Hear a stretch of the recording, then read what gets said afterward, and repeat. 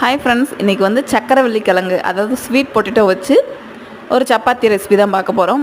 கிழங்கை வேக வச்சு எடுத்துகிட்டு நல்லா மசிச்சு எடுத்துடணும். மசிச்சு எடுத்ததுக்கப்புறம் கோதுமை மாவு சேர்த்துக்கணும்.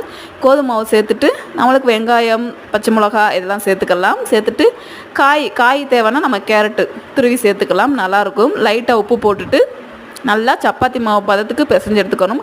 காரம் அதிகமாக வேணும் அப்படின்னு நினைக்கிறவங்க வந்து ஒவ்வொரு கிழங்கு வந்து நல்லா ரொம்ப இனிப்பாக இருக்கும். அந்த மாதிரி கிழங்கு இனிப்பாக இருக்குது அப்படிங்கிறப்ப நம்ம காரம் அதிகமாக வேணும் அப்படின்னா கொஞ்சோண்டு தாராளமாக மிளகாத்தூள் சேர்த்துக்கலாம்.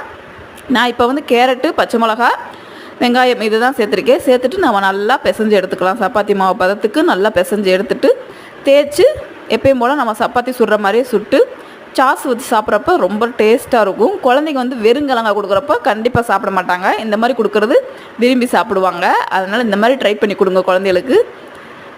கிழங்கு கிடச்சினா மறக்காமல் ட்ரை பண்ணுங்கள். பாய்.